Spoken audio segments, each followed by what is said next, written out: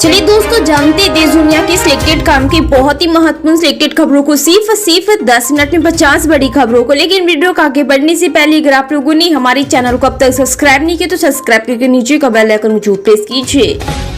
दिल्ली विधानसभा चुनाव के बाद अब पश्चिम बंगाल में इंडिया गठबंधन को झटका लगा है। तृणमूल कांग्रेस के राष्ट्रीय महासचिव अभिषेक बनर्जी ने साफ कर दिया है कि साल 2026 के विधानसभा चुनावों में तृणमूल कांग्रेस अकेले चुनाव लड़ेगी। सरकार ने संसद में कहा है कि लोकपाल को अब तक भ्रष्टाचार की 2400 से अधिक शिकायतें मिली है, जिनमें से 2350 शिकायतों का निपटारा कर दिया गया है। ग्रामीण राज्य मंत्री जितेंद्र सिंह ने एक प्रश्न के लिखित उत्तर में राज्यसभा को यह जानकारी दी।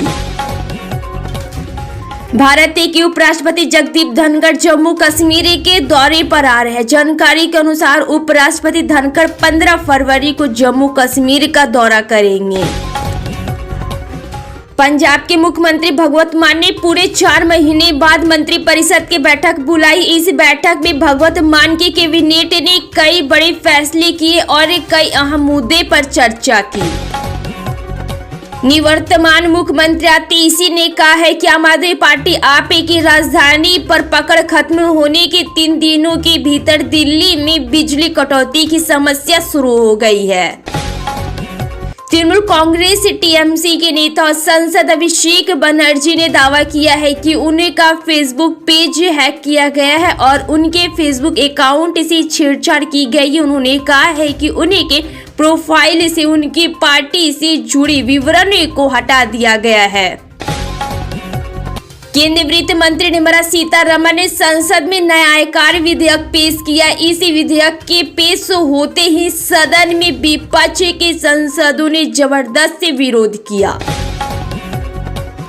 लोकसभा अध्यक्ष ओम बिरला ने प्रश्नकाल की कार्यवाही बाधित होने पर विपक्षी सदस्यों से नाखुशी जताते हुए कहा है कि जब प्रश्नकाल नहीं चलने दिया गया तो उन्होंने तय किया कि आज शून्यकाल भी नहीं चलेगा।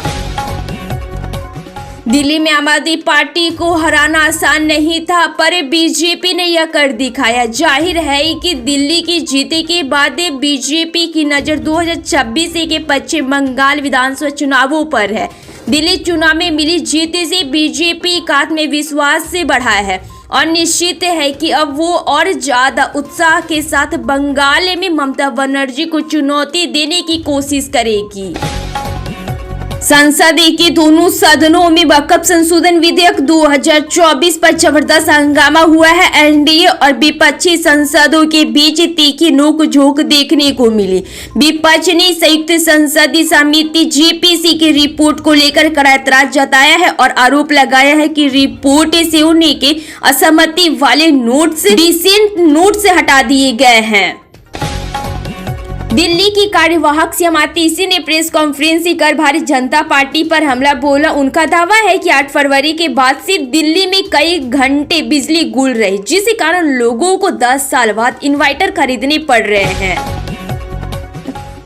पंजाब सरकार ने राज्य के युवाओं के लिए बड़ा फैसला लिया। युवाओं के पास पंजाब पुलिस में नौकरी करने का सपना पूरा करने का मौका है। मुख्यमंत्री भगवंत मान ने पंजाब पुलिस में कांस्टेबल के 1746 पदों पर भर्तियां करने की घोषणा की है।